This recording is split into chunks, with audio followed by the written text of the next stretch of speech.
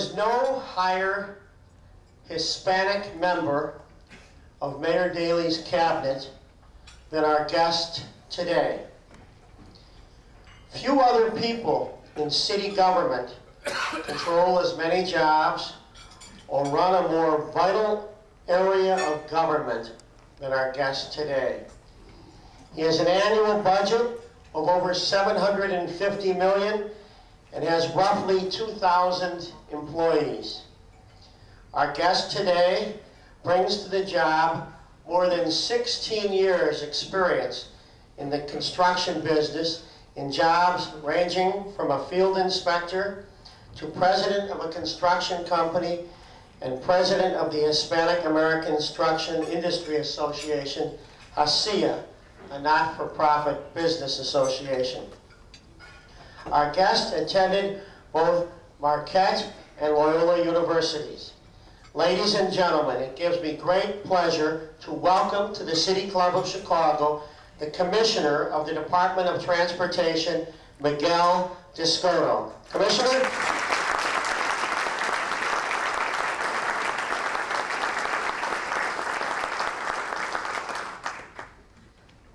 Thank you, Jay.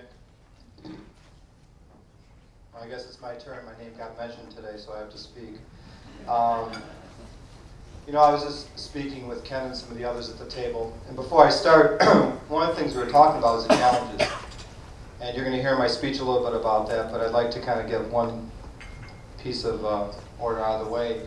One of the challenges we've been facing at the city has been the fact that we have been very successful in priming the pump for federal dollars, state dollars, local dollars, and doing a lot of that work. And then we were so successful that just, for example, this year alone, we're rivaling what we've done over the last 2 or 3 years. We're doing about $736 million in construction just this year. But we've also had to do with an added challenge, as Ken said. You know, it'd be like, what if they took away a third of my staff? Well, I think they have taken away about a third of my staff. But you know what? My staff does a great job. We can point to so many projects around the city: Wacker, South Lake Shore Drive, Skyway, so many of the streetscape projects we have in the neighborhoods, potholes being filled, sidewalks being repaired. I mean, from the mundane, what people consider mundane, I consider it interesting, but I'm geeky enough to appreciate that. But my staff meets the challenge each and every single time. And for that, I'd like to ask my staff who are here today, and I have everywhere from deputy commissioners to program managers to project managers to the all-important commissioner's assistant, means they keep me on time where I'm supposed to be. I'd like them just to stand if I can get a round of applause. So all the seat on staff, please stand.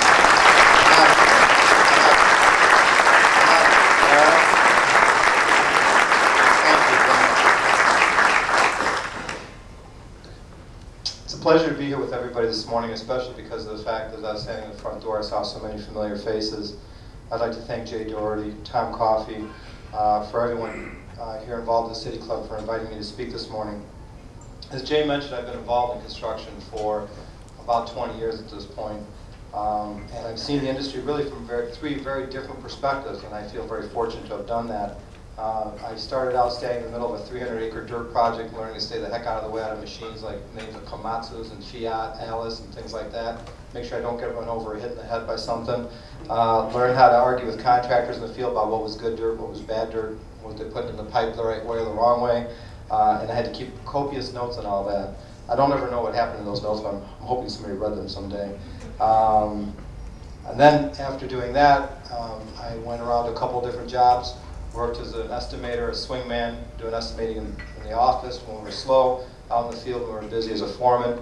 I've also spent some time working as a project manager at a construction management firm, working my way up there in management, learning about line responsibility, as I was told many times. Then I had the opportunity to do some work in the nonprofit sector with HACIA. I spent 4 years there with the Hispanic American Construction Industry Association, and I got to get a very different perspective. I got to see the other side of the equation, if you will, where we were helping to promote opportunities for contractors and helping really to bring new professionals into the field of construction. And then about over 3 years ago at this point, I had the opportunity to work for somebody who I consider one of the best managers in either public or private sector, and that's Mayor Daley. I find his leadership style is really very focused and inspirational. And I think you can see that reflected in all that he's accomplished for the city. So I've really had the opportunity then to put together what I saw in the nonprofit, the private sector, and then I also got a lot of questions answered about why certain things are the way they are in the public sector. I am now coming up on my second anniversary as the city's transportation commissioner, for those of you who are keeping count. And let me just say that the last 2 years really have been among the most rewarding I've ever had professionally. I'm very grateful for the opportunity to work on projects and programs that will have a huge positive impact on the lives of many citizens in the city. In the last 2 years alone, as I mentioned, CDOT has begun 3 major projects. Wacker Drive, which many of you here have been great partners with us in making it as successful as it is, and we will be done at Thanksgiving, as we've promised. So we'll have Wacker Drive back in time for the holidays. We're also going to have the reconstruction of South Lake Shore Drive. We'll be finishing up our first year on it. It's about 30% complete, and we'll be complete with the mainline work at the end of 2003, and we'll complete the planting and the landscaping on that in the spring of 2004.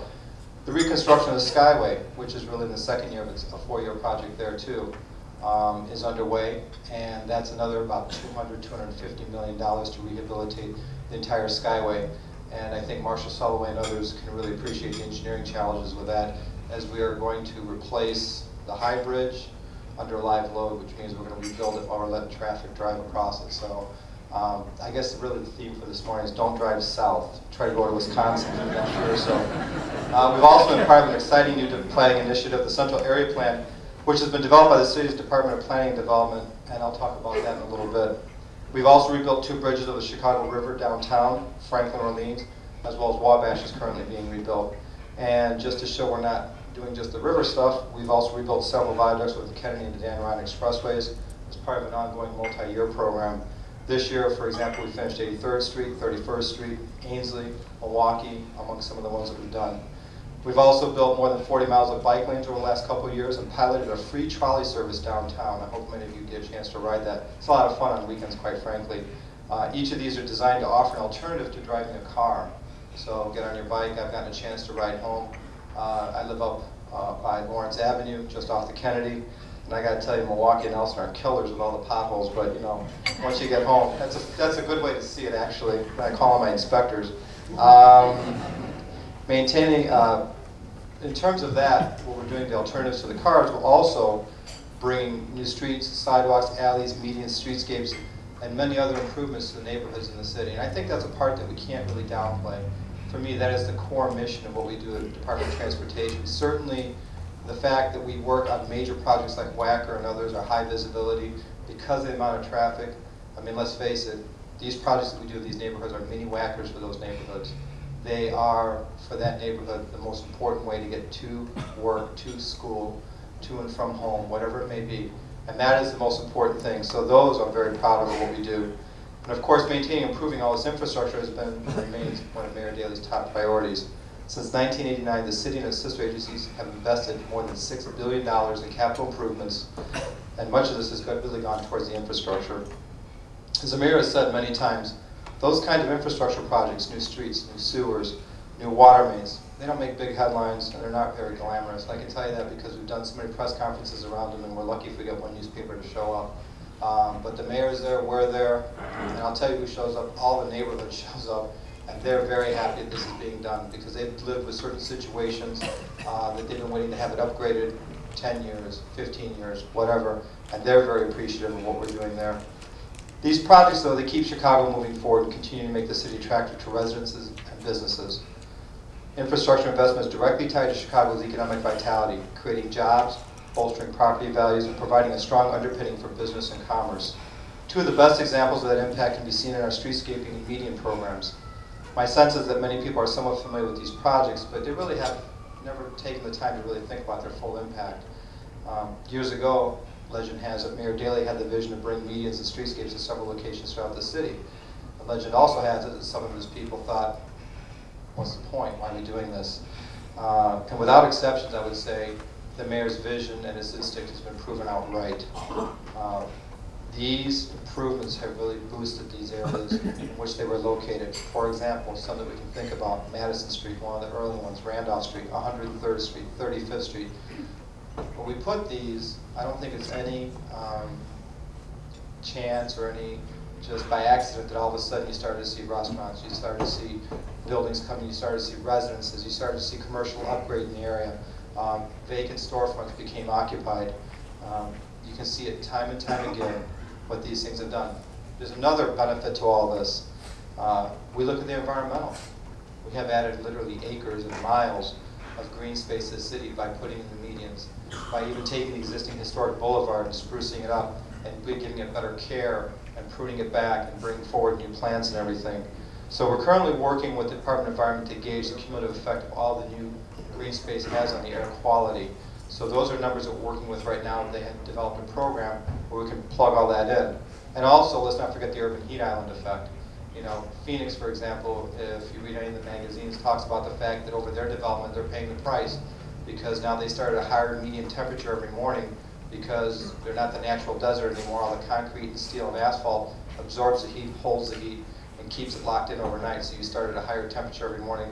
Hence, it literally is getting hotter and hotter in cities like Phoenix. Chicago is working to mitigate that urban heat island effect by putting in green space where there was none, and as we build new hard surfaces, incorporate green space into that. But of course, these improvements are about more than just economics, more than just about the environment. It's also about quality of life. New streets, sidewalks, and alleys make a big difference in many neighborhoods, and we've seen time and again how they promote pride in a community. Looking ahead to 2003, I see probably the same thing many of you, an equal mix of challenges and opportunities. I suppose it goes without saying that this past year has been a challenging one, both at the national level and certainly close to home. Our goals and responsibilities have remained largely the same, but in many cases, the resources we need to meet those goals and responsibilities have lessened or just disappeared altogether. Despite these challenges, it is critically important that we continue to invest in Chicago's infrastructure, and that's what the city plans to do in 2003. And this is everyone's favorite part of the slideshow, right? Among some of the biggest projects we'll be tackling next year, and you can probably read along with me, rebuilding Central Avenue, Viaduct at Grand Avenue, continuing the $250 million, wow, it's almost as dark as Lower Wacker down here. No, I can just kidding. No, I just, no, I'm not joking, sorry. It's a dry crowd, man, it's Monday morning. Continuing the $250 million reconstruction of the Skyway. It's a 44-year-old roadway, and we're reconstructing it from 73rd to the Indiana border. We're rebuilding Ashland Avenue drawbridge over the South Branch. Continuing our multi-year program to rebuild all the viaducts of the Kennedy I spoke about before and the Dan Ryan expressways. On tap for next year, hold on to your hats, Randolph Street, Jackson Boulevard, 35th, 43rd, 51st, and 59th. Watch your routes carefully. Continuing our program of CTA station rehabilitation projects. Scheduled projects for next year include renovated red line stations at both Jackson and at Washington. Continuing infrastructure upgrades for the new Ford Supplier Manufacturing Campus on Chicago's south side. That includes new roadways, as well as reconfiguring the intersection of 130th and Torrance, where we're actually doing a grade separation for railroad and cars. Continuing the reconstruction of South Lakeshore Drive from McCormick Place to 67th. I spoke about this earlier, but basically you're looking at a 6-mile stretch that'll be totally completed in 2004, as well as the Phase 2 engineering for the reconstruction of North-South Wacker Drive, which we hope to begin in 2004, so hold on to that one. And of course, we have our usual full slate of neighborhood infrastructure I spoke about earlier, which I consider really to be the core of our program. Street reconstruction and resurfacing, bridge rehab, new sidewalks and alleys, streetscaping projects, the list goes on and on. Another very important initiative we're getting up for is the Reauthorization of the Transportation Equity Act for the 21st Century, which is the short name for that is T21. The 6-year federal transportation funding bill has to be reauthorized before October 1st, 2003. Our region needs to work together to present a unified agenda to Washington if we are to succeed in getting our policies and programs included in reauthorization. CDOT, CTA, and other transit agencies, IDOT, the Metropolitan Mayor's Caucus, and the Business Leaders for Transportation, which consists of the Chicagoland Chamber of Commerce, Metropolitan Planning Council, and Metropolis 2020, are among the main players that must work in concert to promote the region's agenda. Our goal is to seek increased overall funding, increase Illinois' share of formula funding, and maintain firewalls to ensure the transportation funds remain dedicated to transportation projects. Just want to point out, I just came back from DC. We did meet with Secretary Mineta recently, and I got to tell you, a lot of the fiscal things I just outlined are under attack by the administration. I mean, it's just point blank. There is a huge debate going on right now in Congress and with the administration about how we're going to fund it for the future. Some of the things I talk about, I think for you here, it might not correlate directly, but I would just say, for example, like firewalls. Firewalls means that the money is guaranteed. Once it's put in for the project, it's guaranteed. Before T21, I want to remind everybody there was no firewalls. And I would say that planning and construction was speculative at best, because you wanted to do these projects, but you never were guaranteed the money. T21 has changed that and has made a huge impact on the cities around the country, including Chicago, being able to move forward on key projects. Again, these types of things are currently, as the administration is looking to balance the budget, they want to take these things out. So we're fighting very, very strongly along with our partners to keep a lot of the financial stuff outlined in place. In terms of the city's T21 priorities, we're hoping to address several areas, both from transit to freight to pedestrian, as well as bike infrastructure. CDOT has also identified some of its own priorities. And here we go. Bridges. We have $573 million in unmet needs over the next 6 years, not including the additional $250 million we're seeking for North-South Wacker Drive, which technically is a bridge, in case you weren't taking notes. So, and the 573 is because of the situation where we've had to push off some of the bridge needs we've had in the past, as we tried to fund some of the current programs, because, guess what, the money wasn't there, so we had to rob ourselves to put it into now, and then push off bridge stuff for the future. So we're up to $573 million on some of these projects. For example, there are 49 major rehabilitation and/or reconstruction projects, and many major repairs over to other bridges and viaducts. Some of the bridges to think of are the North Avenue Bridge over the Chicago River and the Canal Street Viaduct at 18th. And streets. Through T21, we aim to increase national funding levels to address arterial street needs. To maintain our street resurfacing and major reconstruction program at current levels, we need $20 million annually, or $120 million over the next 6 years. And trust me, I get a lot of phone calls about streets that need to be resurfaced, so we need to continue to look forward, work on those to get that money. Security. Cities are the first to respond to emergencies, therefore they must have the resources to be properly prepared for a wide variety of situations. Among several areas we're exploring is a traffic management center. The TMC would coordinate timely and accurate traffic and incident information for emergency personnel and be a valuable tool for day-to-day traffic management. I would say to you that the TMC is something that other cities have, Atlanta, Los Angeles, Houston, San Antonio. We've been to some of them. I've been to a few just to look at them, and they're fantastic. Co-location is what we're going for, meaning IDOT, CDOT, within the city, CDOT, Streets and Sand, police, fire would all sit together at one location, as well as the news media, the traffic media, shadow traffic, those people, so that there's better coordination all the way around. So if there is an incident, they can respond better, they can get the information out to the public. I mean, if we're successful, we could even possibly brand it as a name. You know, you tune into TMC to get your traffic updates. But I mean, I think the possibilities are great on something like this, and we're building upon the success other cities have had and looking to take it to the next level. Railroads, one of my favorites.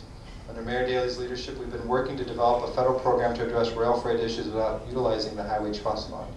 And actually, when I first came to the mayor's office over 3 years ago, one of the very first boxes I was handed was 2 big boxes of railroad files. I said, here, you try to figure this out. We've held meetings, though, using those boxes, with the Surface Transportation Board, the railroads themselves, Senator Durbin, Congressman Lipinski, and civic organizations to address the needs of the Chicago region as a rail hub for the entire nation. And folks, that's exactly what we are, the rail hub for the entire nation. The railroads know that if they work with us to solve some of the issues here that have existed for decades, that the entire national network will work better, as long as they're not striking on the West Coast. And there's nothing coming through right now. Anyway, in addition to projects, we'd also like to use the upcoming reauthorization to improve some of the technical processes required to receive funding. One goal is to streamline the FHWA FTA process to allow for faster project implementation without compromising environmental safeguards. Another area of concern is urban design standards for roadways. One of the things that we're showing you here in this, and I think I got a handy dandy one of these, there we go. This is LaSalle Street, for example. Here's Wacker down here being redone. If we ever have to rebuild LaSalle Street, for example, we are fixed, I would say most people would agree, with the curb to curb width. We had a similar situation at Wacker we were fixed with, but yet we wanted to make Wacker, when you come back and drive on it on Thanksgiving, you're going to notice it's an even 3 lanes. You know, there was always that mysterious by 333 Wacker, kind of you had 4 and then 1 disappeared, you don't know where it went. You'd be trying to drive the cab out of the way and stuff like that. So we tried to make it so that it's an even width going through. Well, believe it or not, folks, we should be driving on the new Wacker today. We should have finished it last Thanksgiving, but because of design standards that exist at the federal level that were put in place decades after Wacker was built or after LaSalle was built, you know what? We argued for a year on a 6-inch variance for Wacker Drive. And I think about those things. So that's one of, you know, what it would do in terms of savings. I mean, what is the 1-year escalation of cost for $200 million of construction? I mean, figure it out, you know, 3%, 4%, something like that. You know, we could have easily another $8–10 million out of this project we could have saved possibly if we got it done earlier.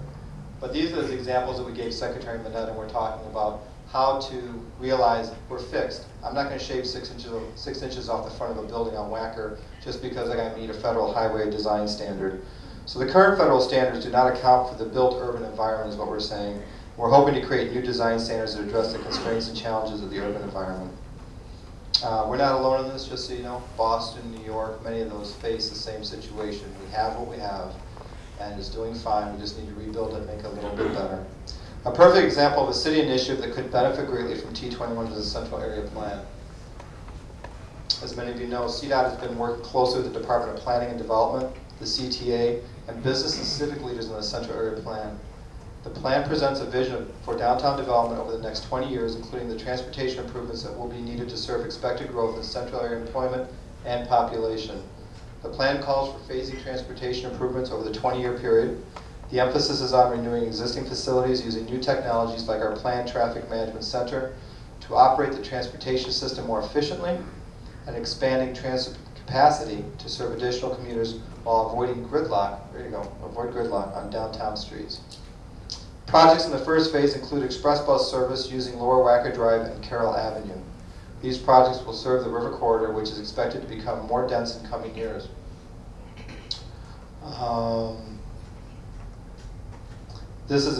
The projects that we're talking about are like along the plan, the Trump development, where the Sun Times site is, which should be about right there. So, yeah, I think I got that one. When the east-west leg of Wacker reopens next month, CTA will use Lower Wacker for express bus service with priority treatment for buses at key ramps near the West Loop rail stations during rush hours. CDOT is working with CTA to develop a low-grade busway along Carroll Avenue using an old freight railroad right-of-way on the north side of the river. The busway will make it easier to get from commuter rail and rapid transit stations in the West Loop to the area north of the river, including Streeterville, North Michigan Avenue, Navy Pier, and the Northwestern Medical Center. And downtown residents will be able to use the busway to get from their homes to new office development in the West Loop, or to reverse commute to outlying jobs using Metro or CTA. A stop would be included at Wells to allow transfers to and from the Brown Line. We're currently in discussions with the Union Pacific. This is the trough. I think a lot of people don't even realize it's here. This is the old right-of-way that the Sun-Times used to receive their paper on. So it's the bridge on the west side of the Merchandise Mart by Kinsey that is always up the railroad bridge. People go, does that ever come down? Well, it used to come down like once a day or once a week, whatever the story is. But now that Sun-Times has relocated their plants to the southwest side, this is now available. And we're working with Union Pacific Railroad to secure the rights to that corridor. We're also coordinating with the Merchandise Mart, the Trump Organization, and other property owners during planning and design. So we'd like to see this. It would not put it on a city street. This would be at a grade below City Street, and we can make it just a bus rapid transit. The busway will be on our list of priority projects for T21 funding. Our goal is to construct the busway within 5 years. I think you'll agree that this overall is a pretty impressive list of projects, but as I said earlier, this is about so much more than simply what we're building and how much it's costing. It's about solidifying and improving Chicago's status as a world-class city. It's about finding new and improved ways to move people and products. It's about making solid investments that will pay dividends for decades to come. And above all, it's about the quality of life. Beyond the concrete, beyond the asphalt, beyond the planning and the contracts, that's where you'll find the real impact of what we do. Transportation is part of our everyday lives. And just getting people from point A to point B is not enough. We have to make sure that the quality of that experience, whether in a car, whether on a train, on a bike, or on foot, is as good as it can be. It's a tall order, but CDOT is up to the challenge. Thank you very much.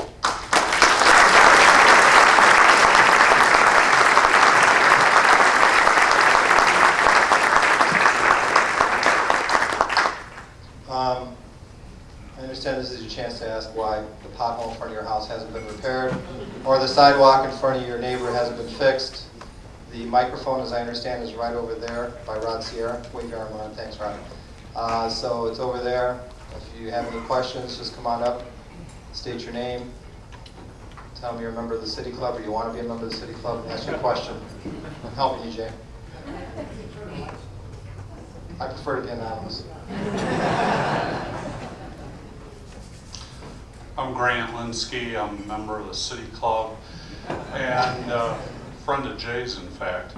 But actually, what I have a question to you has to do with some nickel-dime items around the city. I live in the central business district area, and I drive around quite a bit. And one of the things I've noticed is that signage, street signage, is really in poor condition. A lot of faded signs. People can't read them at night, let alone during the day. End up coming down one way is the wrong way. And also at intersections, crucial intersections where you may have turn lanes or no turn lanes, you have turn signals or arrows, or in some cases no arrows, and it creates gridlock. What is being done to address this issue in terms of getting the flow of traffic through multi-street intersections, for instance like Halsted, Milwaukee, and Grand, where it's safer, where it's not running a gauntlet where someone's going to get hit, reduce accidents? Well, I think there's three things. First and foremost, all the signs that you see in the city of Chicago, as well as the signs on the sidewalk and the curb, as well as the pavement markings you see, are done by the Department of Transportation. And some of the things that we've done is we've recently invested, or not recently, but we started this process some time ago. We've recently obtained the new equipment for making signs that actually makes it a faster process. So, for example, high priority signs like stop signs, replacement of stop signs, those things, we're able to get more stop signs made much quicker with the new machines that we have.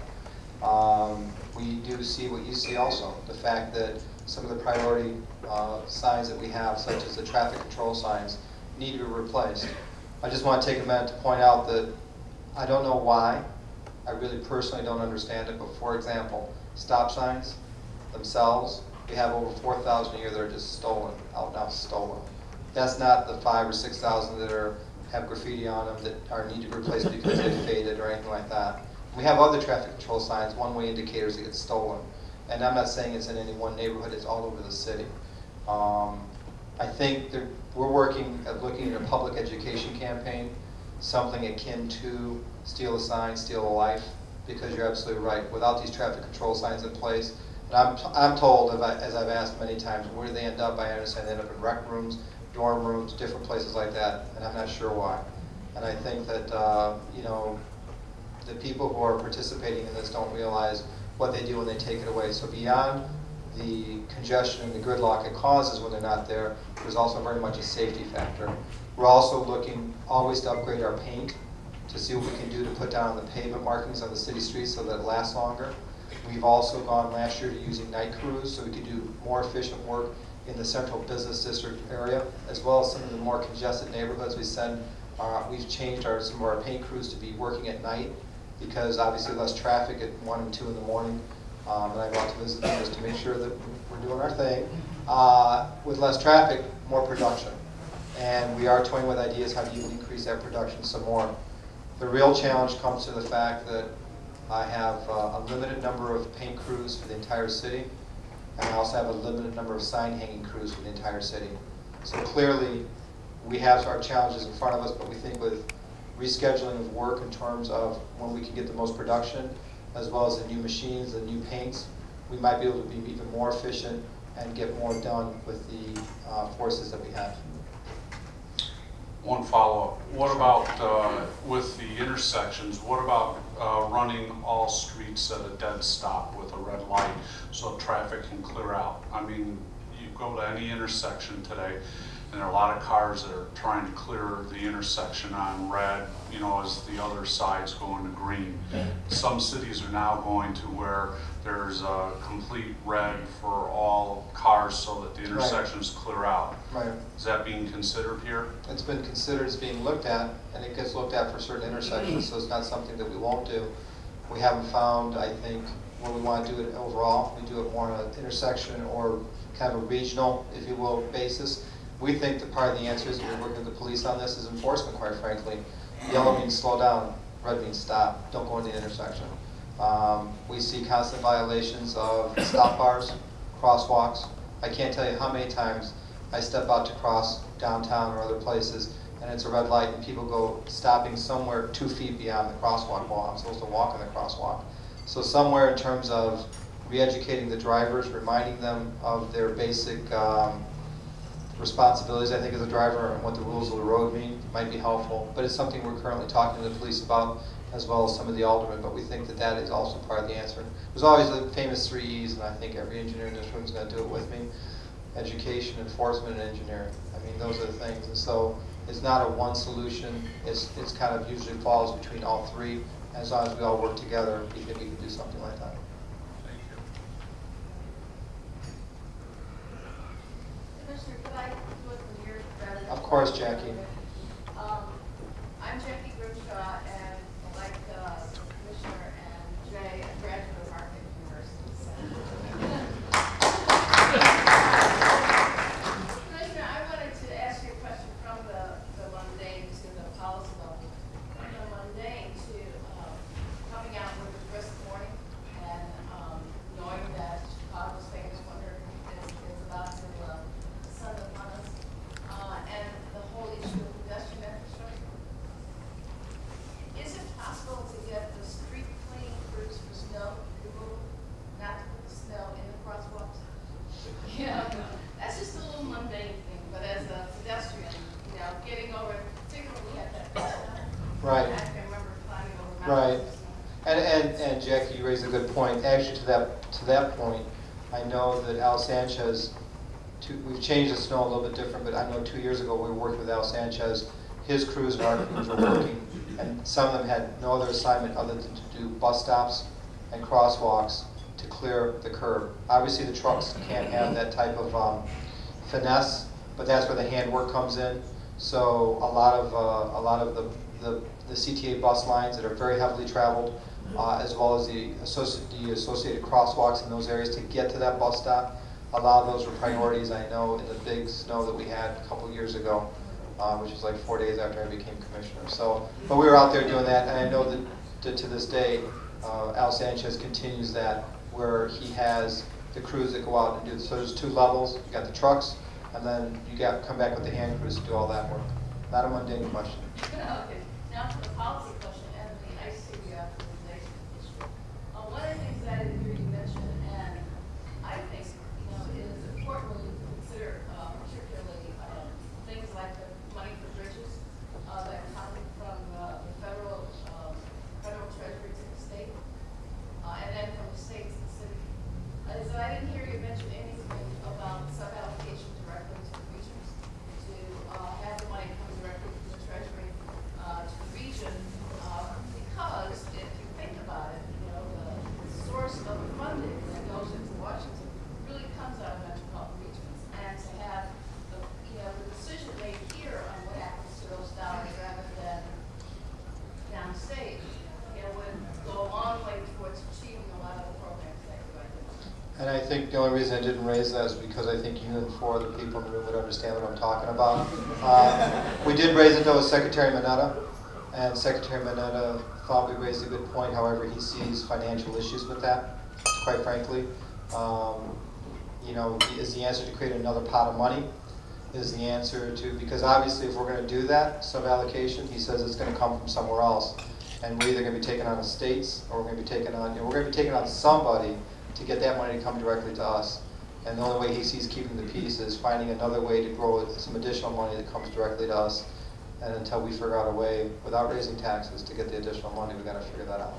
So we have raised it. It's on our agenda when we go to DC. We do talk about it, but we also understand it's giving something for them to think about, and then they're giving us the pushback to say, okay, here's some things you need to come back and counsel us on. So we'll see about that. Yes. First applause from one mundane question, one global question. Mundane question, what is the law say in Chicago about removal of snow from private property and depositing it on a public sidewalk? I noticed, Jackie, this is done particularly at the North and Clyburn subway station where there's a lot of foot traffic. The service station owner immediately clears his apron, dumps the snow on the sidewalk, forcing people trying to get into the subway station to walk in the street.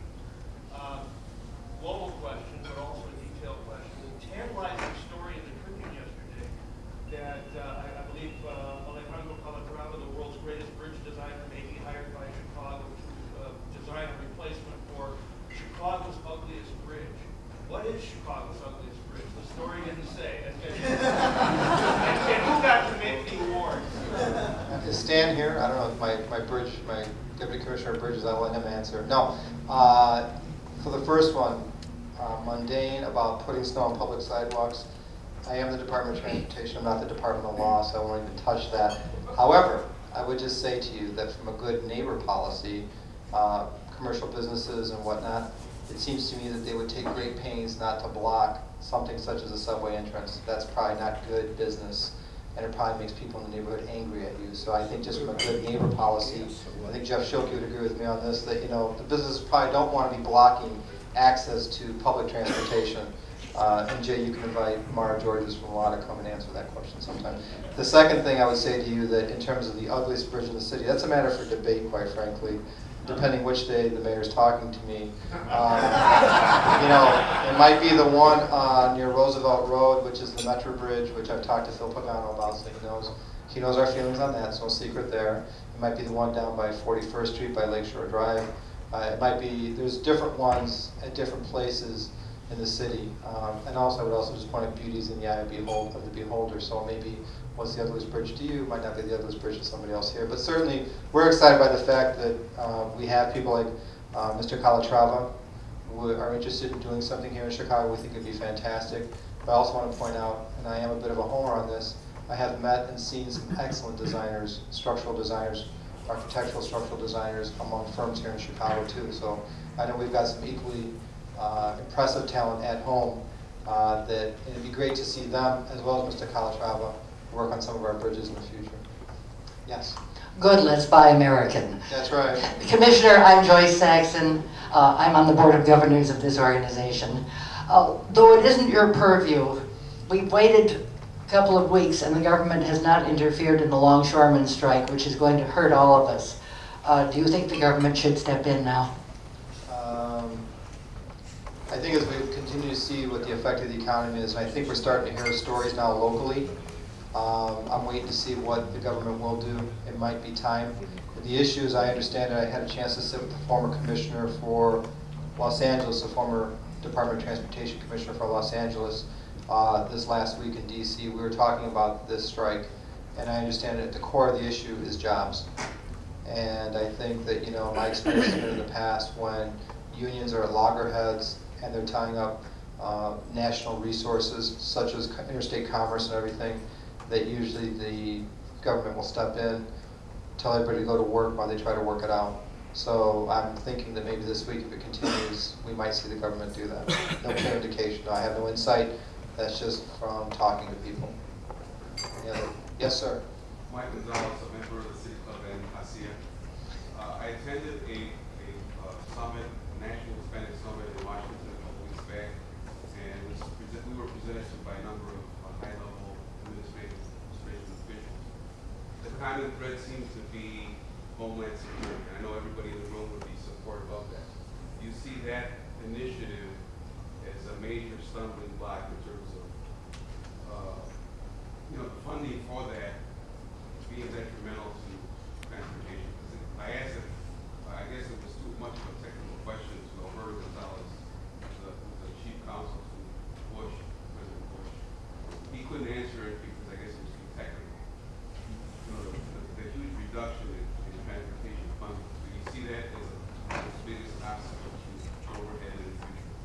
It's Monday morning, so I won't get too technical on everybody. But I guess what I would say in response is that, yes, we see it as a possibility.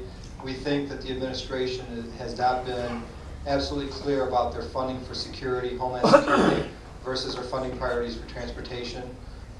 We are, in our discussions with Secretary Mineta and his staff, we continue to try to find out what the thoughts are, but clearly port security around the country for ports, other security measures around the country revolving around intermodal and things like that are places where transportation is looking at, and we're trying to find out how does that get funded without affecting our T21 reauthorization that we're seeking right now. And certainly at the very least we want to maintain current funding levels. And it's unclear at this point how we're going to be able to do that given all the needs right now at the national level for transportation, for bridges, for resurfacing, for highway maintenance, as well as this new initiative with the Homeland Security. We understand that there's been money set aside, but again, it's also unclear exactly how they're looking to do that. So my earlier comment that I made during my presentation about the firewalls and everything currently wanting to come down, I think is about as clear as I can get right now from what we can see in our most recent round of meetings that, you know, clearly the administration wants a lot of flexibility going forward with their dollars. And for us, I think I got to be very candid with this group and say that presents issues on a business level, on an infrastructure level for the city of Chicago. Without the firewalls, without maintaining certainty in our funding so projects move forward, we're back to the days of speculation, folks, and I don't think we can be there. I don't think we can be there. I mean, you can't move ahead on WACR with certainty unless you know the money's there. You can't move ahead with some of these things. And how would you like to be one of the 56 buildings on WACR? We might go, oh, we're going to go next week. I mean, you just can't do it. It took 2 years of planning to make WACR as successful as it is. It took 2 years of planning before we started construction. And it took the business community to help us get that money. So again, it's been very much a group effort, a great cooperative effort, and I think with firewalls and some of the things financially in place, I think it makes it even more successful in the long run. Wow, everyone's tired already? Oh. Commissioner, could you address CI's involvement or the plan for the Riverwalk project along Ladder and the East-West intersection? We're currently looking at what the possibilities are. It's something that we're building the infrastructure for, and we've had many businesses express their desire to do something. You see that the arches are going back, and we're building out the infrastructure so we can have a continual walkway in the future from Wabash all the way down around the bend to Lake Street, so you don't have to come up every single time if you want. You can have a beautiful river walk experience, and then in the future connect into what we built on the other side of Michigan Avenue at the river level. So we currently are looking at those options, and we're going to be moving ahead as we find out, you know, financially what it would take. And it might be a great opportunity, we think, and we're doing more investigation on a public-private partnership for along the river and downtown. But I don't want to just point out that one because I think there's a lot of great things we're doing along the river in so many other parts of the city too. That North Branch, South Branch, North Canal, I mean, there's a lot of, you know, between Park District, CDOT, planning and development, all working together. I think we're seeing more use of it now than we ever have in a long, long time. And that's very, very heartening to see.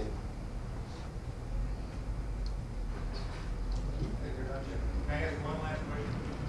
Right ahead. I'm Rick Harnish with the Midwest High Speed Railroad. I was surprised you didn't bring up the project that I'm very excited about, the West Coast Transportation. Can you talk a little bit about where that project is on your priority list, what it is? I'm sorry, I have to ask Sherry, is West Loop the same as TMC? Oh, the one on Clinton? That is an exciting project, and that's actually an impressive slide. For time's sake, we didn't put it up here today, but as part of what we spoke about, the Central Area Plan, that is in the 20-year plan for that. And it's, for those of you who haven't seen it, it's the idea that at Clinton, we have the ability to connect Metra, CTA, both bus at one level below street, CTA rail, subway at another level, and ultimately even Metro or Amtrak at the lowest level. So it would be all under Clinton, and we're able to do that because we've preserved the right-of-ways in Clinton all these decades, have not allowed anybody to build in Clinton. So we're looking for a possibility to do this. Marshall, maybe when you were here, They might have been saving it even then, but it was something that certainly on the West Loop we wanted to envision at some point. So in our priority list, it's in our plan. It's part of the overall plan. It's just not in the next 5 years. I'm just looking at the 5-year look ahead.